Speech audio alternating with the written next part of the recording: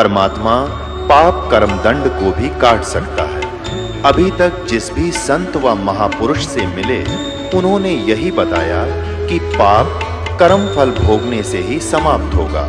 वो प्रभु कौन है जो पाप कर्म को काट देता है, वो काल के बंधन से छुड़वा देता है। उसका क्या नाम है, पूजा की विधि क्या है? कृपया अवश्य सुनिए जगत गुरु तत्वदर्शी संत रामपाल जी महाराज के अमृत वचन। फिर उन नकलिया ने के स्कीम बनाई, वो गुरुआ ने कि भैया तो बात बिगड़ गई, अब ये तो आण लग रहे हैं, पता नहीं सौ भी हो जाएंगे या तो हम कैसे रोटी पवाएंगे रोज जिंदगी।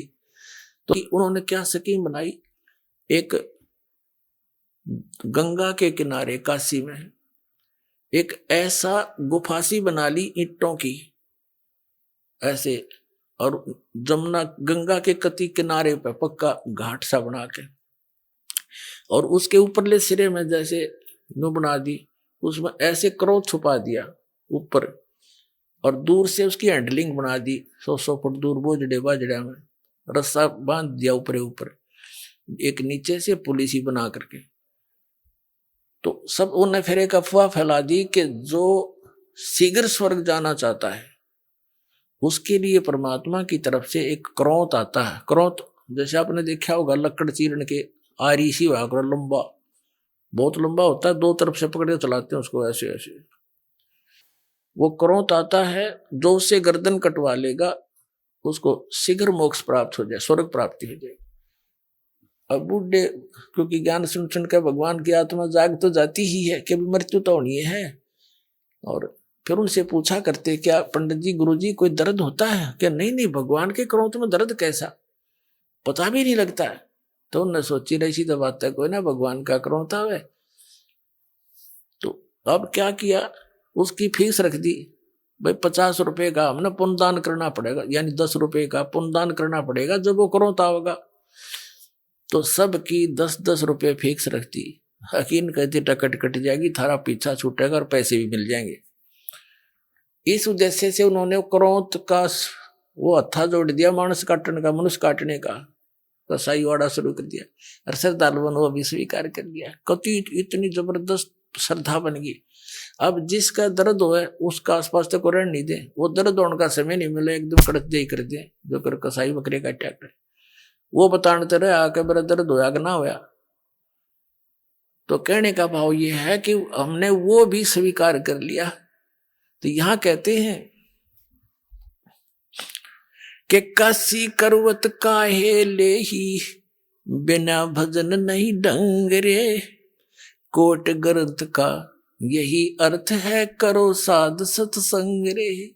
करोड़ ग्रंथों का एक अर्थ है कि बस जैसे साध सत्संग करो, संत का संग करो, सत्संग सुनो। जैसे पवित्र श्रीमद् भगवत गीता अध्याय नंबर 4 के श्लोक नंबर 32 में कहा है कि सच्चिदानंद घन ब्रह्म ने, यानी परम अक्षर ब्रह्म ने, सत्य पुरुष ने अपने मुख कमल से कुछ ज्ञान बोला होता है। वो तत्व ज्ञान है, उसके अंदर परमात्मा के पाने की सभी धर्म कर्मों की विस्तार से व्याख्या होती है। वो तत्व ज्ञान है। चौथे अध्याय के 34वें श्लोक में कहा कि अर्जुन तू उस तत्व ज्ञान को तत्वदर्शी संतों के पास जाकर समझ, उनको दंडोत प्रणाम करने से, कपट छोड़कर नम्रता पूर्वक प्रश्न करने से वो तत्वदर्शी संत तुझे उस तत्व ज्ञान का उपदेश करेंगे। और यही यजुर्वेद अध्याय नंबर 40 के श्लोक नंबर 10 से लेकर 13 तक स्पष्ट किया है।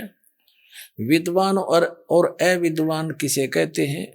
एक भाषा को जान लेता है किसी विशेष को तो उसको तुम विद्वान कह देते हो, और जिसको अक्षर ज्ञान नहीं उसको तुम अविद्वान कहते हो।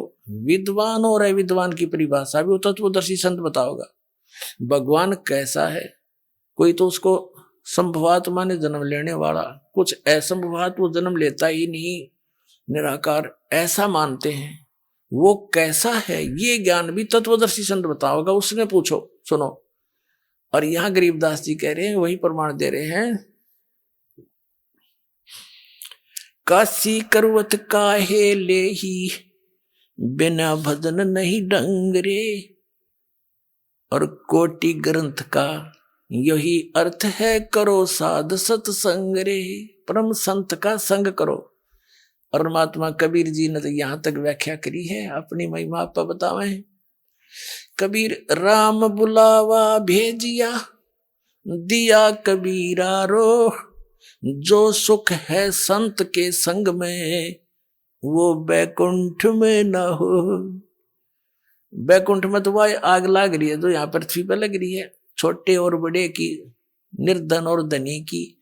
जो घनी भक्ति करके चला गया उसको उच्च पद मिल गया, थोड़ी भक्ति कर रहा है वहां कोई कलर कलर लग गया, वही नो की नो बकवादे हैं। तो परमात्मा कहते हैं राम बुलावा भेजिया कि चलो स्वर्ग में। कबीर साहब हमें बताना चाहते हैं कि आपकी एक दिन ऐसी दशा हो जाएगी कि हमने स्वर्ग ना चाहिए, बाढ़ में जाए सा स्वर्ग जो हमारी पूंजी नाश करे, यही गधे बनते रहे हम।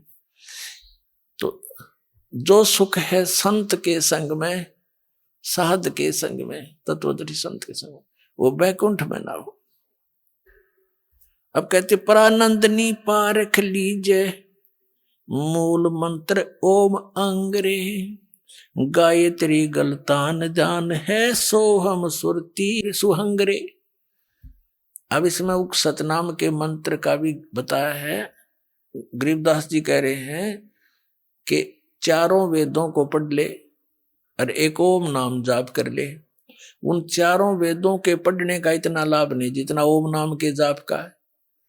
तो कहने का भावार्थ है कि सदग्रंथों में जो सब कुछ ज्ञान दे करके निष्कर्ष बताया है कि इस मंत्र के जाप से मोक्ष होगा, तो वो जड़ी है, वह जड़ी खाने से लाभ होगी, जड़ी के गुण पढ़ने से नहीं। गुणों को पढ़ने से तो ज्ञान होगा कि इसमें ये लाभ है, ये यही एक जड़ी है, इतना। तो फिर कहते हैं रग यजु साम ये अथर्व भाखें, अर्ता में नाम मूल नहीं रखें। ये पंडित जी कहते हैं, ब्राह्मण गुरु आचार्य शंकराचार्य ऋषि में ऋषि चारों वेदों को तो घोट लेते हैं, कंठस्थ याद कर लेते हैं, और उसमें जो विशेष वस्तु है मंत्र जो जाप करने का, उसको मूल नहीं रखते, उसको आधार नहीं मानते। रग यजु साम अथर्व भाखें, उनको तो बोलते रहते हैं चारों वेदों को, और जा में मूल नाम नहीं रखें। मंत्र को आधार नहीं मानते वो लोग। जैसे हमारे को मूर्ख बना रखा था इन्होंने, ब्रह्म गायत्री, एक गायत्री मंत्र दे रखा था, गायत्री मंत्र, और वो यजुर्वेद अध्याय नंबर 36 का मंत्र नंबर 3 है, एक श्लोक है, और उसका आगे ओम ही न खुद ला दिया। यह भी गलती कर रखी है, क्योंकि भगवान कोई बालक थोड़ा ही है, उसने कसर छोड़ दी ओम लाने की। जब ज्ञान भगवान ने दे रखा है, ये मानते हैं वेदों का ज्ञान भगवान ने दिया परमात्मा, तो परमात्मा ने जो अक्षर लिख दिया उसमें एडिशन और घटाने की जरूरत नहीं, आवश्यकता नहीं। वो मूर्ख है उसमें कोई और कोई ऐड करे या उसमें तो काटे पीटे। जैसे एक पिस्टन बना रखा कंपनी ने, मोटरसाइकिल कार गाड़ी जो भी जिसका, और उसको एज इट इज ही फिट करना बुद्धिमता है, उसमें कोई और नट वेल्ड करके छोटा मोटा, और कोई ने होगा देखा भी ज्यादा वर्केबल हो गया, उसने तो नाश कर दिया। वो तो मूर्ख आदमी है, उसका उसे बैठा दिया, उसके तो फिट नहीं हो सकता। तो परमात्मा का की महिमा है वेद, और ओम नाम है ब्रह्म का, और महिमा है परम अक्षर ब्रह्म की। अब प्रधानमंत्री का आगे और कोई मंत्री लिख के भेज दे, मंत्री जी, मुख्यमंत्री जी, पहले तो वो एप्लीकेशन स्वीकार नहीं हो, वापस भेज देंगे, ये तो मुख्यमंत्री का जाएगा, भेजो इसको। तो प्रधानमंत्री का आगे मुख्यमंत्री लिखने में तो सारा काम बिगाड़ दिया तुमने। मूर्ख किसी ने ये बिना पता मैं प्रधानमंत्री हूं या मुख्यमंत्री। वो एक गायत्री जाप बताया करते हैं, वेद का एक मंत्र, इसको 1 लाख बार जाप कर लो। पुण्यात्माओं, अकल का टोटा था यो हमारे अंदर, ज्ञान नहीं था, इसे वो हमने गुरु मिले थे। अब जैसे वेदों में परमात्मा की महिमा है उनके मंत्रों में, जैसे बिजली है और बिजली के गुण लिख रखे हैं किसी कागज पे, या पंखा चलाती है, ट्यूबवेल चलाती है, दूध रिड़क देती है, दूध बिलो देती है, और जो है अंधेरे को उजाले में बदल देती है। तो ये गुण है, ये बिजली के गुण हैं। और उसकी कोई चौपाई बना ले, उसका कोई दोहा बना ले या कविता बना ले उसकी, और उसने गाए जा कि 1,00,000 बार पढ़ लो इसने, पर तू पंखा चलाती है, तू दूध भी रड़क देती है, नीचे से जल निकाल देती है और अंधेरे को उजाले में बदल देती है, मंड्याए रहे 1,00,000 बार पढ़ ले और कनेक्शन लेवे नहीं। वो तो ज्ञान कराता है, वो गुणों की जो बुक है कि बिजली में ये गुण है, और वो गुण प्राप्त होंगे तो उस समय जब आप कनेक्शन ले लोगे। अब कनेक्शन लेने के बाद वो गुण तो याद रखने पड़ेंगे कि ये पंखा इस बटन से चलेगा और मोटर इससे चलेगा और एसी इससे चलेगा और भाई कूलर इससे चलेगा। वो गुण तो याद रखने पड़ेंगे, लेकिन कनेक्शन बिना लाभ मिले को नहीं। तो पुण्यात्माओं, जो गायत्री मंत्र है यू तो एक मंत्र है, एक श्लोक है, इसमें तो 18,000 के आसपास मंत्र है 3-4 वेदों के। तो वो एक के पढ़ने से क्या होगा, वो तो ज्ञान तो हुआ भगवान का, लेकिन वो लाभ मिलेंगे इस दास के पास है वो कनेक्शन। ये लाइनमैन है उस परमात्मा का, यो देगा अपना वो कनेक्शन।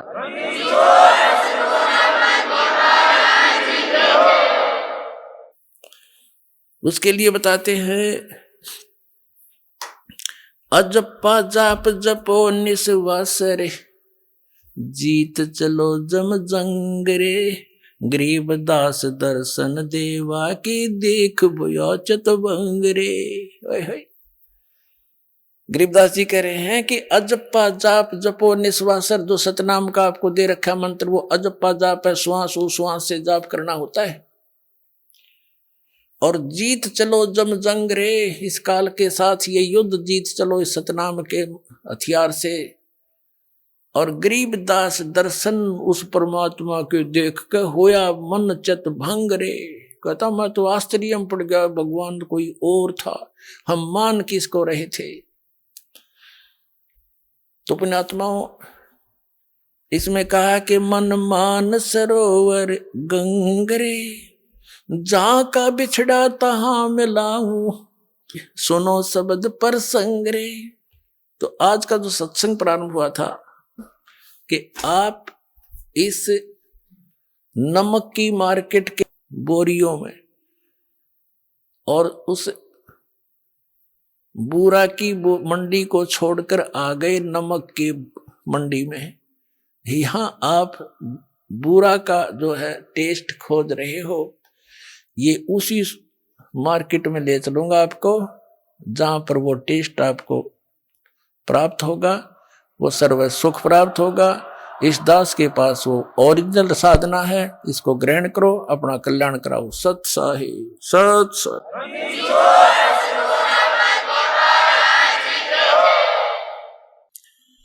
परम पिता परमात्मा पूर्ण ब्रह्म सारी सृष्टि के रचनहार कबीर परमेश्वर जी, ये हम सभी आत्माओं के जनक हैं। हम सभी जीव जितने भी इस काल के लोक में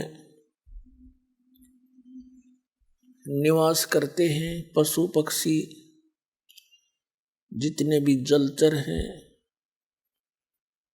और मानव हैं, देव हैं, ये सभी आत्माएं उस परम अक्षर ब्रह्म उस कबीर भगवान की है।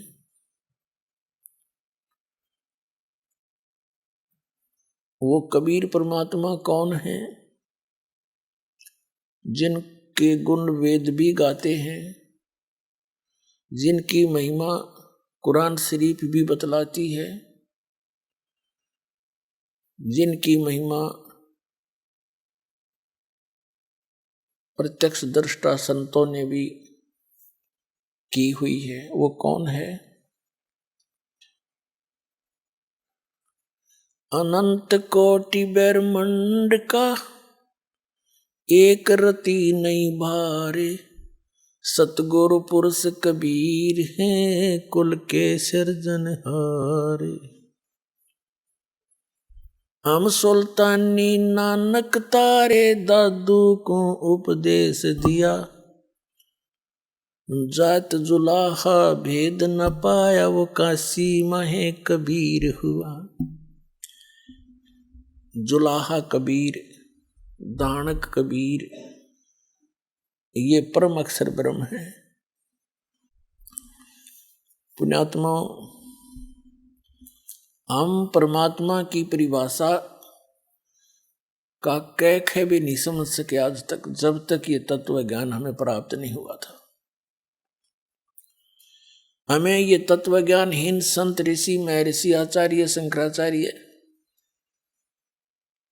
जो भी भगवान की सतिथि बताते, हम सहर्ष स्वीकार कर लेते थे। पुण्यात्माओं के आंखों में आंसू आते थे भगवान की चर्चा सुनकर, लेकिन वो काल की महिमा सुनाया करते थे और नाम भगवान लेते थे। आत्मा अपने पिता से जब से बिछुड़ी है, ये महाकष्ट उठा रही है। अभी पुण्यात्माओं, आप इस ज्ञान से पूर्ण रूप से परिचित नहीं हुए हो, जिसमें आपकी बुद्धि इतनी मैच्योर हो जाएगी कि आप प्रत्येक संकेत को समझने लग जाओगे, तब आप परमात्मा को अच्छी तरह जान जाओगे।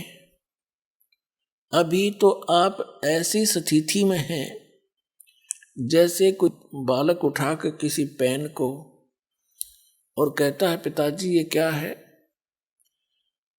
तो पिताजी कहता है कि बेटा ये पेन है। वो कहता है पिताजी कहता पेन है, या दादाजी जो भी जिससे वो पूछ रहा है, फिर कहता वो फिर बताता है ये पेन है। तो वो कहता कहता उसको रख के और चला जाता है। उसकी बुद्धि इतनी मैच्योर नहीं हुई है, इतनी विकसित नहीं हुई है, पिताजी ये बता क्या रहा है। और उसको अविश्वास भी नहीं, क्योंकि वो अपने फादर से पूछ रहा है, लेकिन उसकी बुद्धि स्वीकार नहीं कर रही पेन है क्या वस्तु। और जब वो थोड़ा सा बड़ा हो जाता है, फिर उसको कहते हैं बेटा या बेटी, वो पेन ला उठा करके दौड़ा जाता है और पेन उठा के ला देता है, फिर नहीं पूछता ये क्या है। तो पुण्यात्माओं, अभी आपकी या ऐनी मिट्टी है, इस ऐ को मिटाने के लिए इतना ज्ञान दिया जा रहा है, सैकड़ों प्रमाण रखे जा रहे हैं आपके सामने। एक दिन आपकी या ऐ मिट जाएगी, क्योंकि ज्ञान से ही मिटेगी। वो क्या ऐ है, जैसे हम कहते हैं परमात्मा कबीर साहब है, आप सभी स्वीकार करते हो क्योंकि प्रमाण गणे दे दिए। फिर हम बताते हैं कि ये लोक यहां रहने का नहीं है, और ये परिवार जिसको आप मानते हो आपका नहीं है। ये परमात्मा के बच्चे आपके संस्कारवश जुड़े हुए हैं, और जो संपत्ति, जो घर मकान कोठी बंगले तुम बनाए बैठे हो, ये आपके नहीं है। लेकिन आप अस्वीकार भी नहीं करते। दास बोल रहा है क्योंकि आप मेरे शब्द के बच्चे हो, जिसे नाद के कहते हैं, और आपको ये अविश्वास भी नहीं है कि गुरुजी गलत कह रहे हैं। लेकिन यह बात आपकी ऐसी स्थिति में है अभी तक, तो एक समय ऐसा आएगा आपको ये अपने नहीं, भगवान के संपत्ति दिखाई देगी, भगवान के ही ये सब जीव दिखाई देंगे। फिर आपकी भक्ति भी दृढ़ बनेगी और आप निश्चिंत भी होगे, क्योंकि मालिक ने प्रत्येक की चिंता है। नौकर का जितना काम होता है नौकर उतना ही कर सकता है। उन बच्चों को जो उस मालिक ने देना है वो नौकर को दे देता है कि आप इनको ऐसे ऐसे सुविधाएं प्राप्त कराओ, जो नौकर का उतना ही काम है वो करवा दे। तो अभी हम मुखिया बनकर काम करा करते, फिर हम एक दास बनकर परमात्मा का जैसा भी जिसका रोल है, एक फिल्म है ये, तो इसमें जिसका जैसा रोल है उसको एक सुचारू ढंग से करें, भगवान से डर के करें, किसी की आत्मा नहीं दुखावे, क्योंकि सब उस मालिक के बच्चे हैं। और इस मन पापी ने डांटे जरा सा क्रोध हो के मन माने यू घर में कड़े मचवा दे 1 मिनट में, उसको ज्ञान से और परमात्मा के भय से उसको कंट्रोल करें। तो अब दास तो आपको बता रहा है कि आप यहां बहुत कष्ट उठा रहे हो और आप इस बात से को सुन अवश्य लेते हो, लेकिन ये समझ में नहीं आता कि कष्ट कैसे उठा रहे हैं। कोई समझता है कि मैं बीमार हूं इसलिए कष्ट है मुझे, नहीं। यहां जो मूल कष्ट है जन्म और मरण का, ये भारी रोग है। उसके बाद 84 लाख योनियों में पशु पक्षियों के शरीरों में पुण्यात्माओं कैर टूट रहा प्राणी पे। अब आप मनुष्य हो और मानव शरीर में ही आप ज्ञान ग्रहण कर सकते हो, और मानव शरीर में परमात्मा ने इतनी सुविधा भी दी है आपको कि आप अपने मकान झोंपड़ी डाल सको, गर्मी सर्दी से बचने के लिए पतले मोटे कपड़े की व्यवस्था कर सको। आप उसको छोड़कर आप भक्ति मार्ग से दूर होकर केवल यहाँ की संपत्ति जोड़न में और यहाँ कोठी बंगले बना के एक फोकट में मां बनाने की ओर सी लगा लिया आपने, जो आपकी भारी भूल है। इस भूल को हटाने के लिए परमात्मा आए, पूर्ण ब्रह्म, अनंत कोट ब्रह्मांड के पालक, और एक झोंपड़ी में जुल्हा बन के हाथ से काम करके कपड़ा बुनकर एक लीला करके दिखाई कि यदि तुमने भक्ति में सफल होना है, अपनी इन मनोकामनाओं को, इच्छाओं को सीमित करना पड़ेगा। समाज को देखकर आप भक्ति मार्ग पर नहीं चल सकते। ये दूसरी बात है कि आप जैसी भक्ति करोगे वैसा फल तो आपको मिलता ही रहेगा, लेकिन मोक्ष प्राप्ति के लिए आपने अपनी सभी परंपराओं को, जो हमने स्वयं बनाकर अपने पैरों में बेड़ी डाल ली, उनको अब समाप्त करना पड़ेगा। पैसों की आवश्यकता किस लिए पड़ती है? बड़ी कोठी बनाकर महिमा हो जावे गांव में, नगर में कि बड़ी कोठी है उनकी, बड़ा पैसे वाला व्यक्ति है, बड़ी कार हो, चलिए तेरे संस्कार में होगी, ये तो हो ही जाएगी, और फिर हो जाती है मृत्यु। कोठी वाले की मृत्यु हो जाती है, कुत्ता बनकर उसी गली में बाहर बैठता है कीचड़ में, गर्मी और सर्दी में, ऊपर से वर्षा हो रही है, वो ठिठुर रहा है कोठी वाला बाहर बैठकर कोठी में। कोई अन्य ही प्राणी जो परमात्मा के बच्चे हैं वो भी निवास कर रहे हैं। कुछ दिनों में उनकी भी टिकट कटेगी, वो भी बाहर बैठेंगे गली में जो भक्ति नहीं करते। तो ये जो दुर्गति और भविष्य में होने वाले कष्ट आपका हरदम चित्त में रहने लग जाएंगे, फिर आप भक्ति कर सकते हो।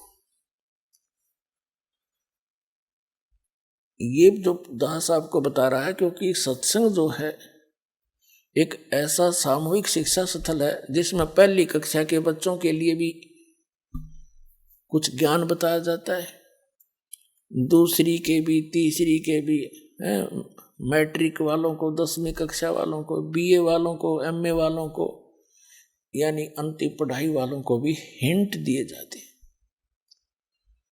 सत्संग के अंदर सबको ज्ञान दिया जाता है और आपको बताया जा रहा है कि आप यहाँ के वासी नहीं हो, आप सतलोक में रहा करते थे और वहां आपकी मृत्यु नहीं होती थी, वृद्धावस्था नहीं थी, कोई रोग शरीर में नहीं था। आज कोई वृद्धावस्था नहीं चाहता और सबकी होगी, पहले मर गया वो दूसरी बात है, और फिर बुढ़ापा भी, वृद्धावस्था भी होगी और मृत्यु भी डेफिनेट, और हम फिर भी आंख नीचे बैठे यहाँ पर। तो अभी तक तो हमें इसका विकल्प नहीं था, अब परमात्मा ने विकल्प बता दिया कि जब तक इस शरीर में रहो, वो आपका मकान जो भी सीमित सा बनाकर रखो, ज्यादा बड़े की आवश्यकता नहीं। जैसा भी आपके संस्कार में कोई बड़ा भी बन गया है तो कोई प्रॉब्लम नहीं है, यानी लोग दिखावा होड़ नहीं करे, एक दूसरे ने देख कर रीस नहीं करे इन बकवादों की। कोई विवाह करता है लड़की का, उसमें लोग दिखावा पता नहीं कितना ड्रामा करता है, पैंट बाजे बजवाता, ये बकवाद है सारी।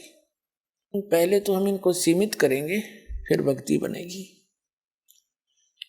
पुण्यात्माओं, आप जो दास ज्ञान दे रहा है ये किसी डूम बाट के गीत नहीं, किसी स्वार्थी व्यक्ति के द्वारा कोई नावल की कथा नहीं सुना रखी, खुद भगवान ने आकर के ये आपकी जो समस्याएं हैं ये खुद बताई हैं आकर के, और साथ में इसका समाधान बताया।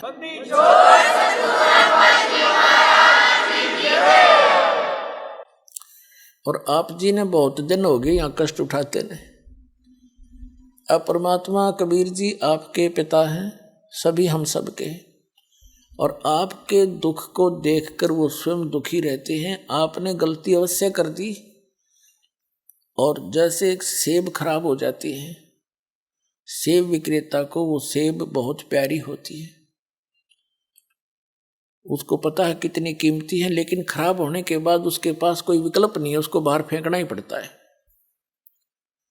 तो पुण्यात्माओं, हम उस सतलोक में रहने के लायक रहे नहीं थे, इसलिए परमात्मा ने हमें बाहर फेंकना पड़ा कि ये औरों को खराब ना करते हैं।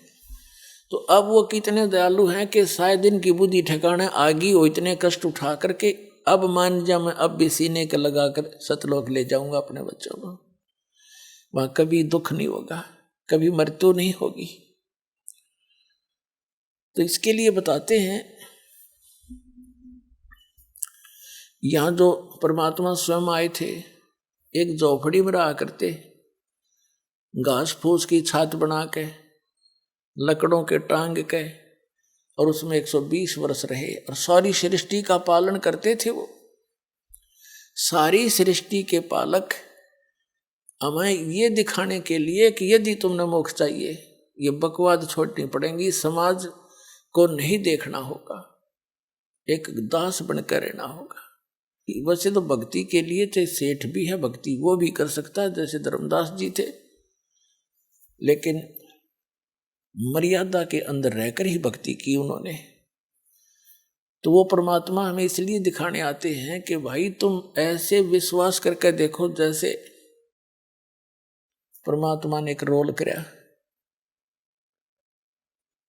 एक बिल्कुल निर्धन व्यक्ति, हैंड टू माउथ, कपड़ा जैसे रेजा कपड़ा बनाया करते थे, कपड़ा बन गया, बेच दिया। बेचना नहीं, कमाई उसकी जो मेहनताना मिलता था उसका, और जो मेहनताना उनको मिला उसमें से एक परिवार का भी पोषण किया। परिवार कैसा था परमात्मा कबीर जी का? उनकी कोई पत्नी नहीं थी, उनके कोई माता पिता नहीं थे, उनके कोई बालक नहीं थे, क्योंकि हमारे को आज तक परमात्मा का ज्ञान प्राप्त ही नहीं हुआ। हमने श्री राम, श्री कृष्ण, राजा दशरथ के पुत्र, इन राजाओं की और भगवान बना करके केवल इनकी कथाएं सुनी थी। जो परमात्मा की कथा हमारे सदग्रंथ बताते हैं, वेद सबसे प्रमुख माने गए हैं।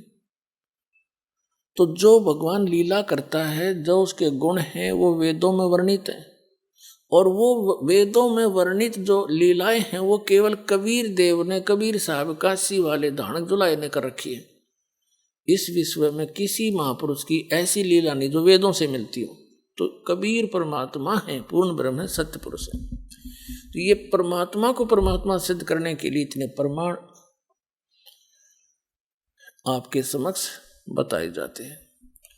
तो उस परमात्मा ने जैसे कपड़ा बनते थे, उनका परिवार कोई नहीं था, उनके मतलब उनके माता पिता या बालक नहीं थे।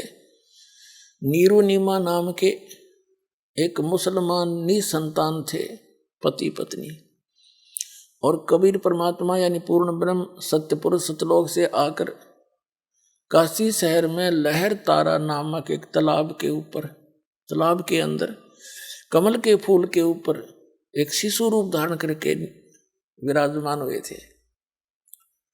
नीरू नीमा प्रतिदिन उस सरोवर में स्नान करने के लिए जाते थे। गर्मियों का मौसम था और परमात्मा को सरोवर में कमल के फूल पर पाकर वो फूले नी समाई घर ले आई। फिर परमात्मा ने 25 दिन तक कुछ भी आहार नहीं किया तो दोनों बड़े चिंतित हुए। विशेषकर नीमा बहुत दुखी हुई और अंत में फैसला कर लिया कि यदि ये बालक मर गया तो मैं भी साथ मरूंगी।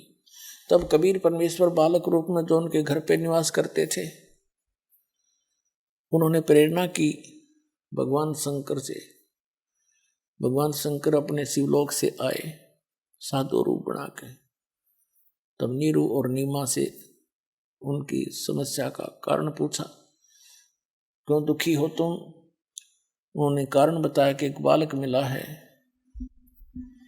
नीरू नीमा उसी जन्म में पहले एक ब्राह्मण ब्राह्मणी थे। गौरी शंकर और सरस्वती उनका नाम था। गौरी शंकर ब्राह्मण का, पुरुष का, और सरस्वती उस बहन का नाम था, उसकी पत्नी का। मुसलमानों ने उनको जबरदस्ती मुसलमान बना दिया था, जिस कारण से वो अन्य ब्राह्मणों ने समाज से निकाल दिया था। पहले उनको दीक्षिणा मिलती थी, वो बंद होगी तो उन्होंने जुल्हाए का कार्य शुरू कर दिया था। लेकिन वो भगवान शंकर के दृढ़ पुजारी थे। वो भले ही मुसलमान बन गए थे लेकिन पूजा वो अपने भगवान शिव की हृदय से किया ही करते थे। वैसे तो यथार्थ ज्ञान आपको जब होगा तो हजरत मोहम्मद जी तो थे, ये भगवान शिव के लोक के एक गण थे, पुण्यात्मा थी। भगवान शिव के लोक से ही आए थे वो भी। मुसलमान धर्म टोटली भगवान शंकर के ही उस गण के द्वारा बताए गए ज्ञान पर, उनके फार्मूलों पर वो अपना भक्ति मार्ग करते हैं। तो भगवान शंकर ने आकर उनसे पूछा साधु रूप में, तब उन्होंने कारण बताया। नीमा ने कहा कि भगवान हमारे कोई संतान नहीं थी और हमारी आयु भी 60 वर्ष से ऊपर हो गई है। अभी कुछ दिन पहले मैंने हृदय से पुकार की थी अपने भगवान शंकर की, उन्होंने मुझे कमल के फूल पर एक बालक दिया है। अब ये बच्चा कुछ खा नहीं रहा, ना पी रहा है, ये मर गया तो साथ मरूंगी महात्मा जी। अब मैं इस विदाई के दुख को सहन नहीं कर सकती, ये बालक मुझे इतना प्यारा लगता है। शंकर भगवान ने कहा कि माई वो दिखा तेरा बालक कहाँ है, लाना जरा बाहर। माई लाई नीमा उठा के, सोचा बालक को महात्मा जी के चरणों में डाल दूं, ये कुछ रहम कर दे, इनका जीवन बच जाए। इस उद्देश्य से नीमा ने भगवान शंकर के चरणों में बच्चा डालना चाहा, ऐसे चरणों में रखना चाहा, ऐसे आकाश में उड़ गए भगवान और भगवान शंकर के सिर के बराबर में आके ऐसे स्थिर हो गया हवा में। नीमा ने सोचा कि इस बाबा जी में करामात बहुत गणी, मेरा बेटा उड़ा दिया, हवा में रोक दिया। तब परमात्मा ने कहा कि हे महात्मा जी, इनसे कहो एक कंवारी बछिया ले आवे, उस कंवारी बछिया पर आप अपना हाथ रख देना आशीर्वाद का, वो दूध दिया करेगी। अब भगवान शिव ने जब देखा बालक आकाश में उड़ गया, शिव जी को तो पता था कि कोई मेरा योगदान नहीं है इसके आकाश में उड़ जाने में, और ये बोल रहा है छोटा सा बालक, ये कोई महापुरुष है, सिद्ध पुरुष है। भगवान शिव ने ऐसा किया कि आओ मेरे पास, गोदी में आ गए परमात्मा, उनके हाथों में आ गए, जैसे बालक आ जाता है। फिर भी 2-3-4 बार उनसे बात करी और फिर कहा कि इनसे मैंने जो कहा वैसा करें। तब नीमा को भगवान शंकर ने कहा कि नीमा माई, ये बेटा तेरा मरने वाला नहीं है, देखो मैंने इसका हस्त रेखा देखी है, इसकी तो बहुत लंबी आयु है, ये जब तक चाहेगा शरीर नहीं छोड़ेगा, तू चिंता ना कर, ये मरेगा नहीं। नीमा ने कहा, बाबा जी, महात्मा जी, इन सुखी सांत्वनाओं से मेरा दिल ना डटे। मेरी आत्मा जब मानेगी जब ये कुछ दूध पी लेगा।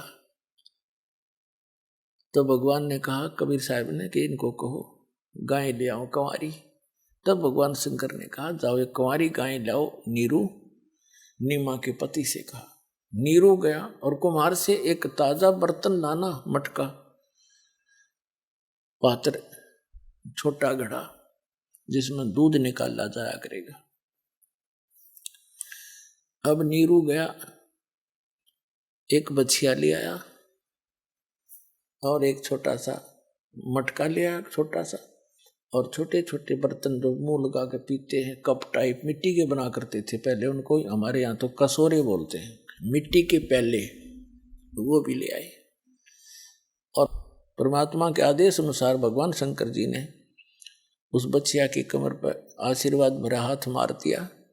लंबे लंबे सतन हो गए और दूध की धार चल पड़ी। वो पात्र साफ करके नीचे रख रखा था, वो भर गया। तो उस प्रकार परमात्मा के प्रतिदिन वो ये दूध पान करने लगे। परिवर्ष की लीला कबीर परमात्मा की बालक रूप में जब आए थे, कंवारी गाय से हुई थी। ये परमात्मा कबीर जी की जीवनी में लिखा है। और उस परमेश्वर कबीर जी ने जो परमात्मा परम अक्षर ब्रह्म सत्यपुरुष अमर पुरुष जो लीला किया करता है, वो लीला कर रखी थी। उसी के अनुसार वो आदरणीय गरीबदास साहिब जी को मिले थे, जैसे कि आपको सत्संग में सुनाया था सुबह। उनको सचखंड लेकर गए थे, फिर उनके अंदर पूरा ज्ञान भर दिया था भूत और भविष्य का। पहले क्या हुआ था, मैंने क्या क्या लीलाएं की थी, मैं कहाँ कहाँ रहा था।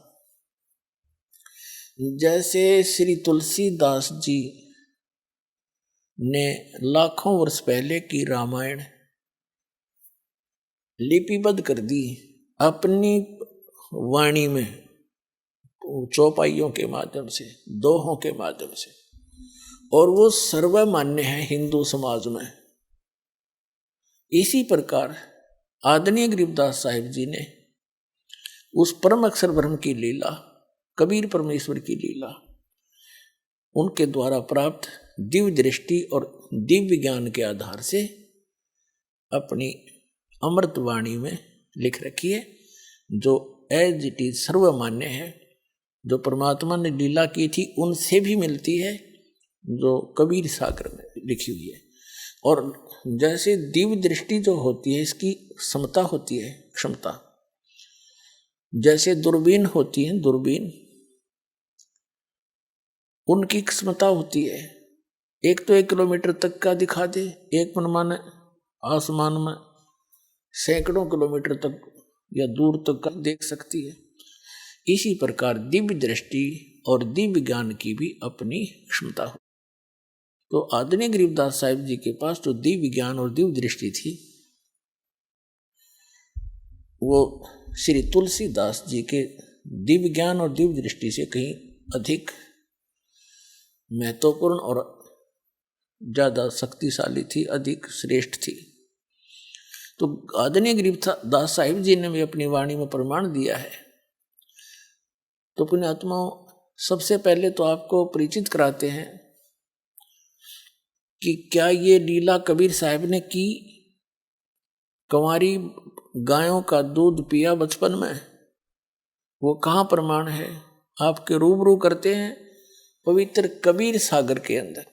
पुण्यात्माओं, जब तक आप जी को ये विश्वास दृढ़ नहीं होगा कि हम जिस परमेश्वर की शरण में हैं वो कौन है और कितना लाभ दे सकता है, तो तब तक आप दृढ़ नहीं हो सकते। आपको दृढ़ करने के लिए ये ढेर सारे प्रमाण दिखाए जाएंगे, और इस ज्ञान को समझने के बाद आपकी स्थिति ऐसी हो जाएगी। कबीर साहब ने बताया है कि बंदी छोड़ दयाल जी, ऐसे बोला करोगे तुम, आपकी आत्मा कहा करेगी। बंदी छोड़ दयाल जी तुम तक हमरी दौड़े, जैसे काग जहाज कहा अब सूजत और न ठोरे। जैसे समुद्री जहाज के ऊपर कौवा बैठकर चला जाता था और सामने बैठ जाता, वो खाना खाने के अगे रोटी खाएंगे मुझे भी डाल लेंगे। शाम को वो खाना खाने के समय वो खा रहे होते हैं, वो बैठ जाता ऊपर चला जाता है। रात्रि रात्रि में 200-300 किलोमीटर 400-500 किलोमीटर जहाज चला जाता है। और पुराने समय में क्या होता था कि ये दिशा सूचक कई बार जो सही दिशा नहीं बता रहे होते थे, उसका कारण ये होता था कि समुद्र में कई चुंबकीय चट्टानें होती हैं, जिस कारण से वो दिशा सूचक चुंबक डिस्टर्ब हो जाता था। तो जहाज के जो चालक होते थे वो सुबह अपने दिशा सूचक यंत्र को चेक करने के लिए जो कौवा जहाज पर बैठा होता है उसको विवश कर देते थे, डड़े मार मार कर उड़ने के लिए। बहुत पुराने समय की बात है। और कौवे के अंदर एक विशेषता दी है परमात्मा ने कि वो उस दिशा को कभी नहीं भूलता जिस दिशा से वो चला था, पूर्व से चला था या पश्चिम से चला था या दक्षिण से चला था। तो कौवा उड़कर उसी दिशा को बैक होने की चेष्टा करता है जिस दिशा से वो चले थे, एग्जैक्ट। तो उधर से कौवे की जो दिशा देख करके अपनी दिशा को वो चालक अपने यंत्र को चेक कर लेते थे और अपनी दिशा से भी वो कन्फर्म हो जाते थे कि हम सही जा रहे हैं, नहीं तो ठीक कर लेते थे। अब कौवा 150-200 फुट तक दौड़ता है, उड़ जाता है वापस आने के लिए कि वहां से पत्थर उत्थर मार दिए उसके। अब उस जहां देखता वहां जल ही जल है और जल में जहां बैठे वहीं डूब मरे।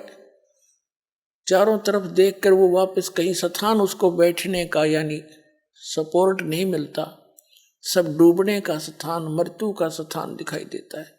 तो वापस आकर के वो जहाज पर ही शरण लेता है और फिर वो चालक उसको कुछ नहीं कहते। तो जिस प्रकार उस जहाज के कौवे को उस जहाज के अतिरिक्त अपनी जीवन रक्षा का स्थान कहीं नजर नहीं आया और वापस में वो जहाज ही आकर ग्रहण किया, जहाज में बैठा और सारा डूब मरण का था। तो परमात्मा कबीर जी कहते हैं जिस समय आप जी को मेरी पहचान हो जाएगी उस समय आपकी आत्मा ये पुकार करेगी, बंदी छोड़ दयाल जी तुम तक हमारी दौड़े, जैसे काग जहाज का अब सूजत और न ठोरे। और ठिकाना पृथ्वी पर आपने दिखाई नहीं देगा इस सतलोक आश्रम पर वाला के अतिरिक्त। ऐसी स्थिति कर दूंगा आपकी।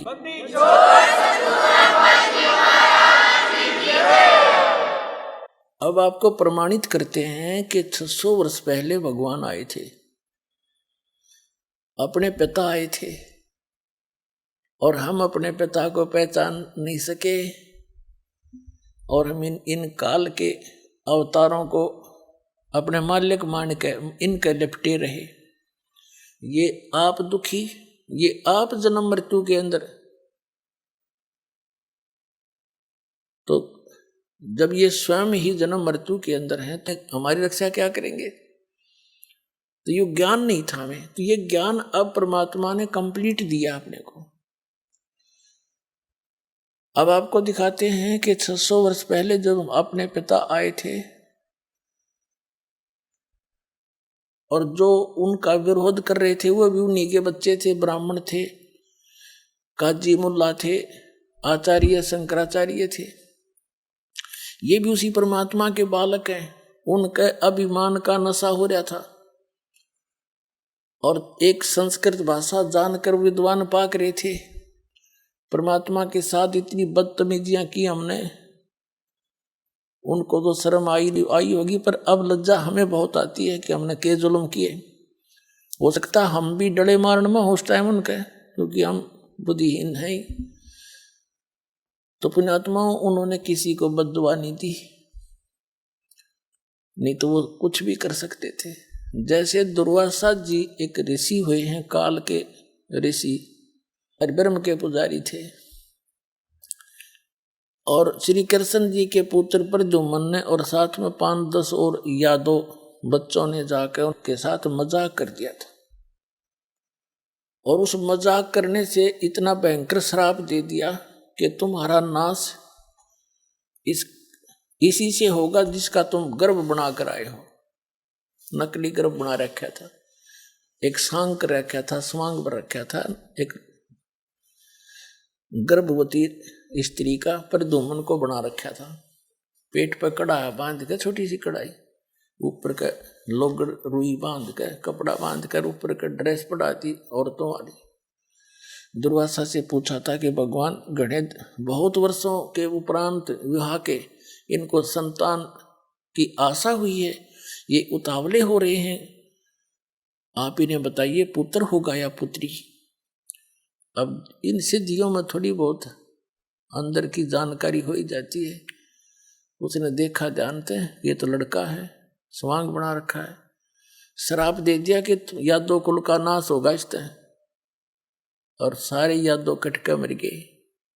तो यहाँ महापुरुष परमात्मा कबीर साहब के बच्चे गरीबदास जी कहते हैं, दुर्वासा कोपे तहाँ समझ न आई नीच, और 56 करोड़ यादव कटे मची रुधिर की कीच।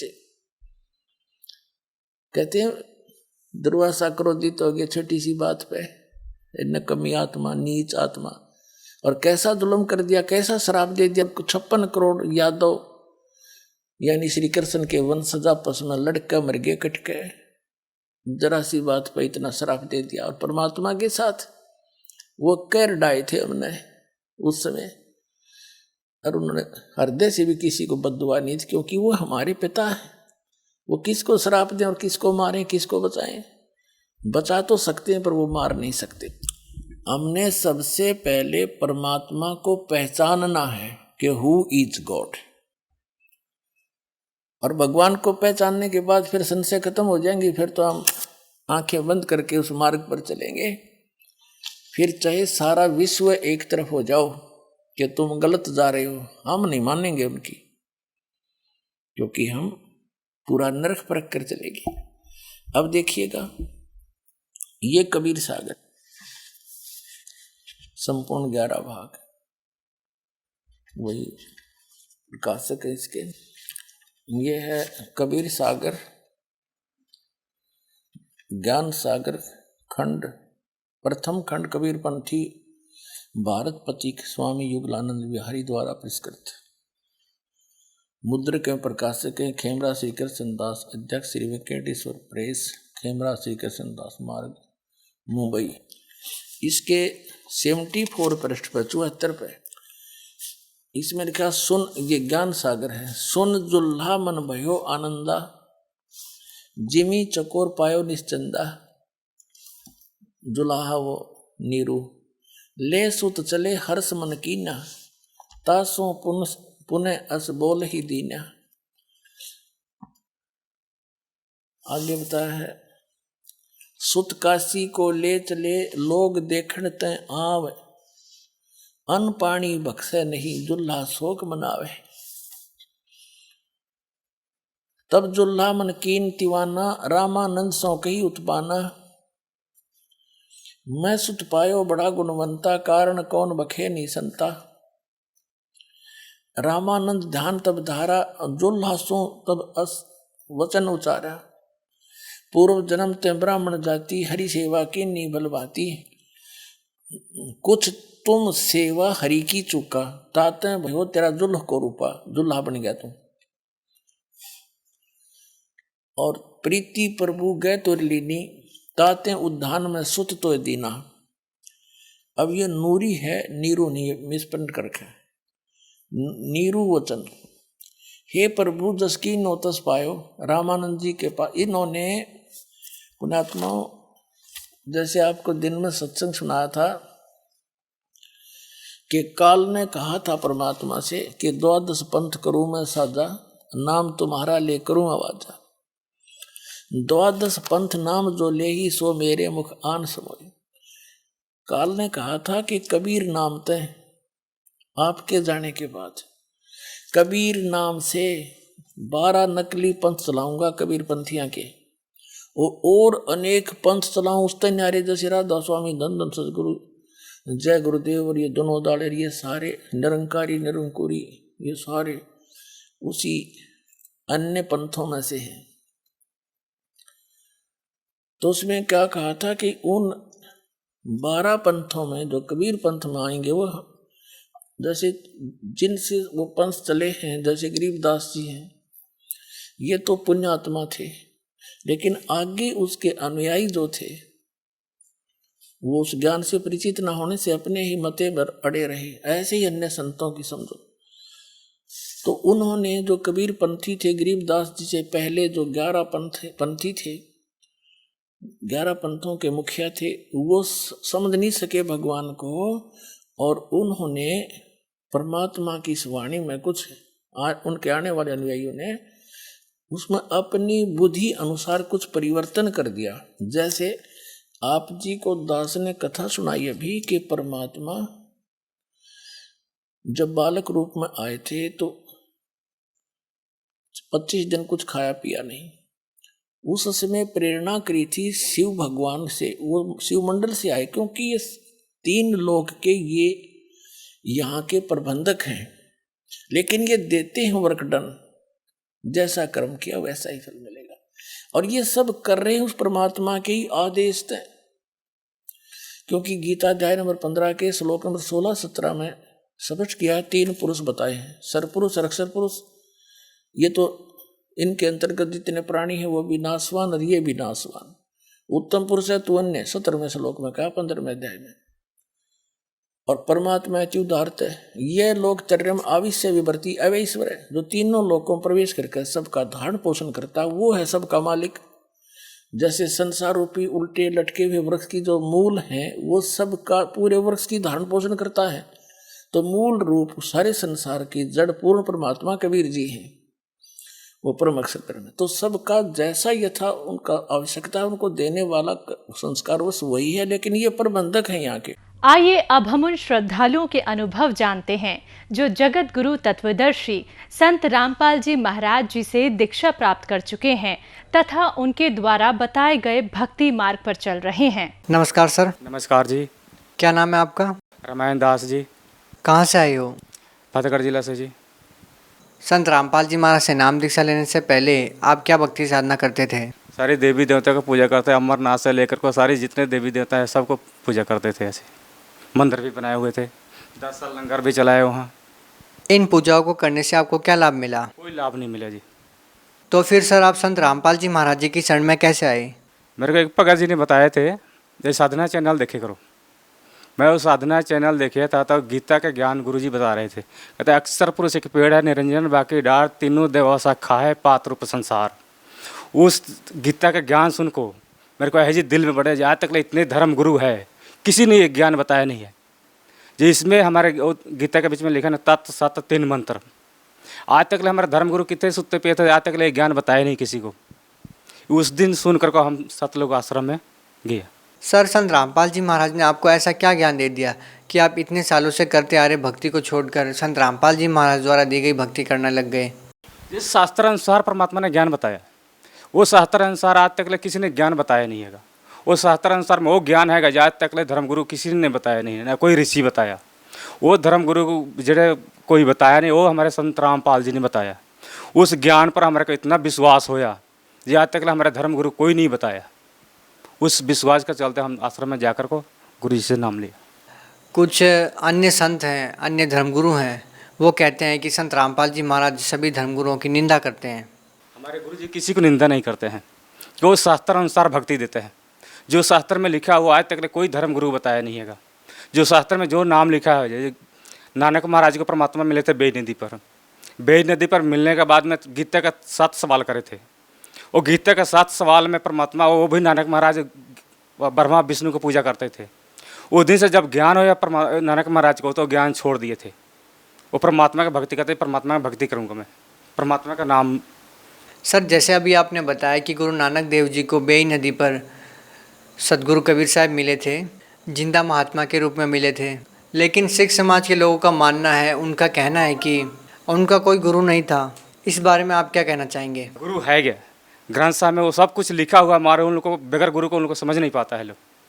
गुरु ग्रंथ साहब में सब कुछ लिखा है। सर संत रामपाल जी महाराज से नाम दीक्षा लेने से पहले कुछ नियमों का पालन करना पड़ता है, सर वो नियम कौन से हैं? नियम है जे, एक तो जितने भी नाश्ता है हमारे धर्म गुरु बताते हैं, जितने भी नाश्ता है, नाश्ता कोई करना नहीं है।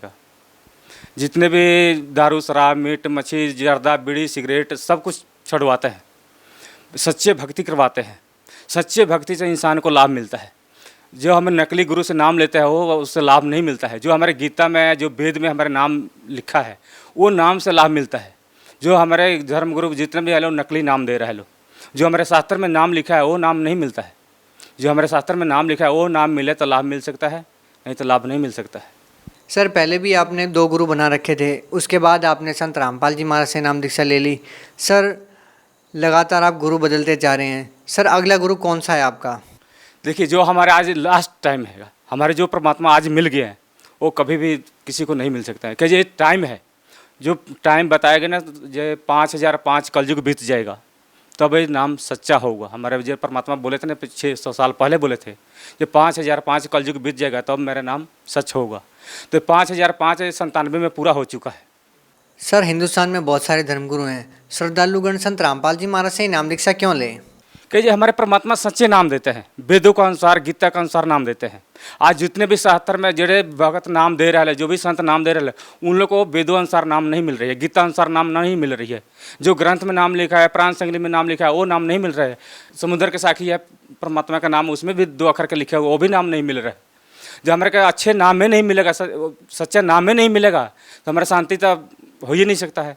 सर हिंदुस्तान में बहुत सारे धर्मगुरु हैं, भगत समाज के सामने ये समस्या खड़ी हो जाती है कि कौन सच्चा गुरु है। सर आपकी नज़र में पूर्ण संत की क्या पहचान है? पूर्ण संत के वही पहचान है, अक्षर पुरुष एक पेड़ है, निरंजन बाकी डार, तीनों देवा शाखा है, पात्र संसार। इसमें कहते हैं इस रथ के बारे में सारी विभाग बता देगा तो वही पूर्ण संत होगा। गीता में वो लिखा हुआ है। कहते जो नानक साहब का बानी है ना, ये कहते हैं 2 अक्षर का भेद बतावे, एक छुड़ावे एक लिखावे, जो प्राणी निज घर जावे। सर संत रामपाल जी महाराज से नाम दीक्षा लेने के बाद आपको क्या क्या लाभ हुए? लाभ तो 2 होया मेरे को। एक तो जीवन दान दिया, एक्सीडेंट होया था मेरे को। हाँ बाइक पर जा रहा था, अचानक कुत्ता आ गया, कुत्ता से हमारा एक्सीडेंट होया। उस एक्सीडेंट में मेरे को बिल्कुल खरोच नहीं लगा। मेरे मोटरसाइकिल के ब्रेक टूट गया मगर मेरे को कोई खरोच नहीं लगा। एक मैं दूसरा लेंटर खोल रहे थे, लेंटर खोलने के ऊपर मेरे 50 फट्टी मेरे सिर पर गिरा मगर मेरे को परमात्मा ने बचा लिया। 2 बारी मेरा जीवन दान दिया।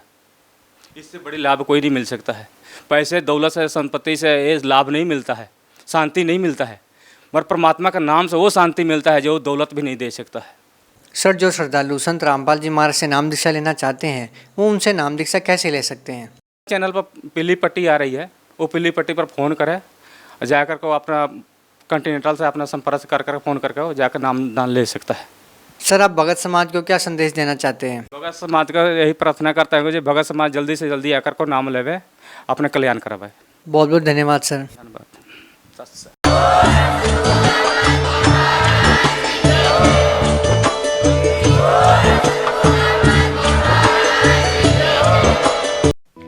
आप सुन रहे थे जगत गुरु तत्वदर्शी संत रामपाल जी महाराज के मंगल प्रवचन। अधिक जानकारी के लिए संपर्क करें